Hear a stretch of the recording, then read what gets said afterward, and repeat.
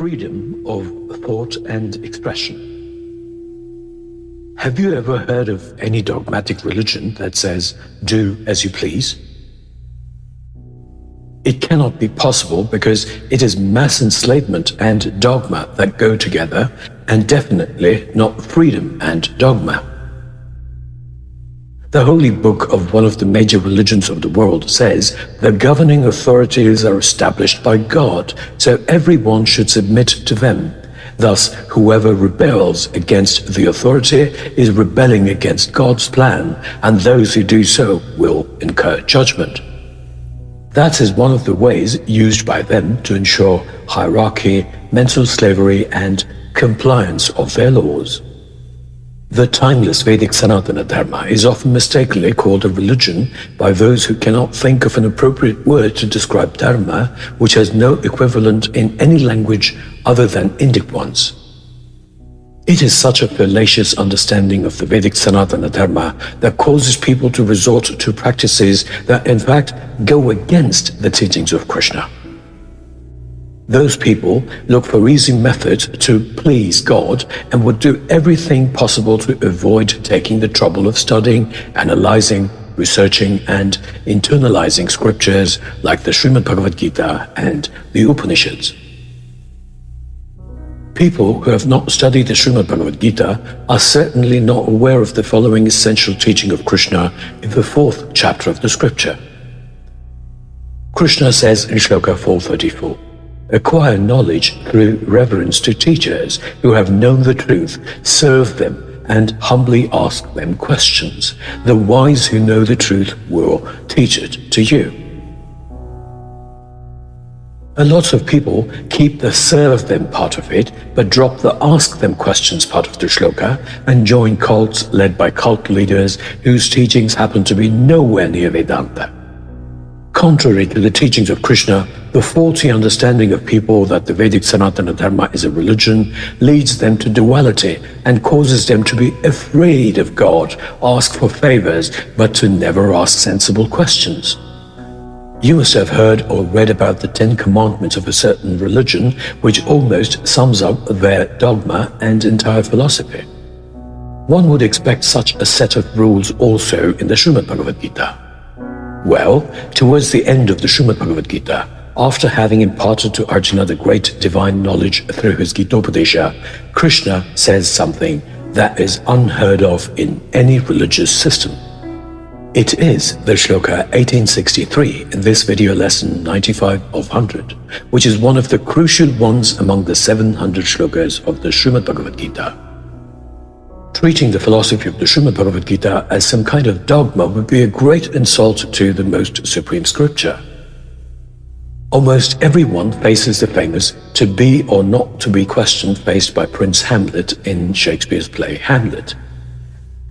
When faced by dilemmatic situations, the intelligence of people usually fails them since their emotions have taken control over their power of reason and logic. That is why people who are in despondent situations usually long for someone who could tell them what exactly they could do to solve their predicament. But such help would not be a permanent solution because fixed patterns will continue in the lives of people until they are consciously and intelligently broken. What Krishna does to help the despondent Arjuna is to give him an entire discourse including a deep understanding of the cause and effect principle of nature.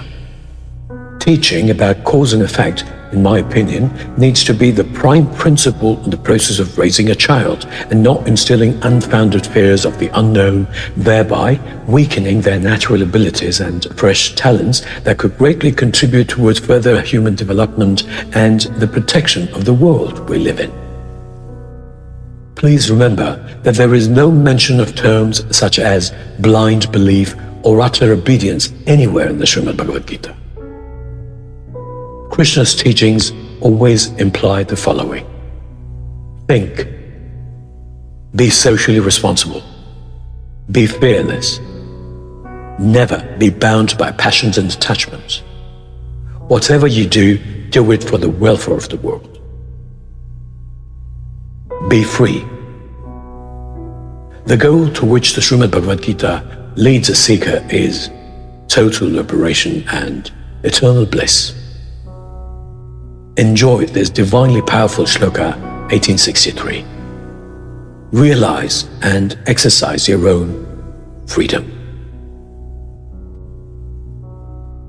Shloka 1863. Iti te jnaana-maakhyaatam guhyaad-guhyataram mayaa vim-rushyaita-dashesheNa yathe-cchasi tathaa kuru. I have taught you the secret wisdom which is deeper than all that is confidential and profound. Reflect fully on what I have declared to you and do what you wish to do.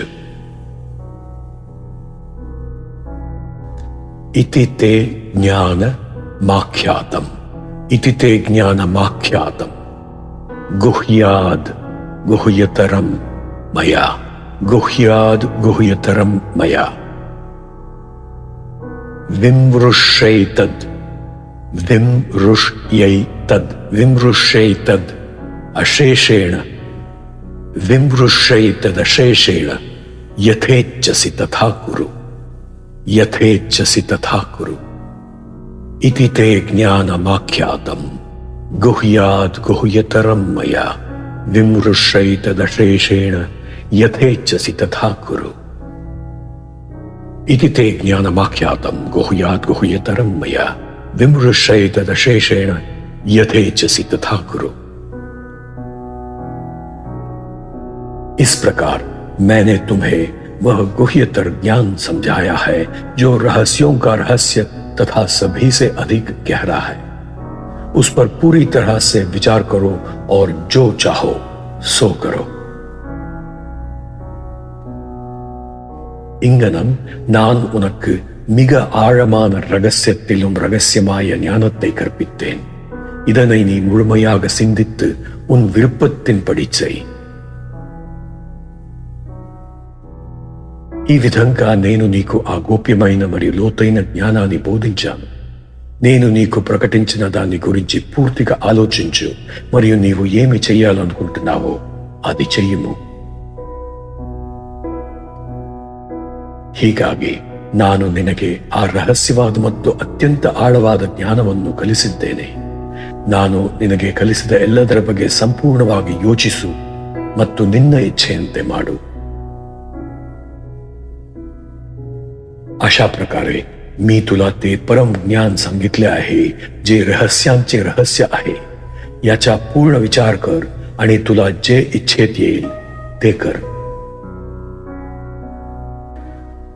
അങ്ങനെ ഏറ്റവും ഗഹനവും രഹസ്യവുമായ ജ്ഞാനം ഞാൻ നിന്നെ പഠിപ്പിച്ചു.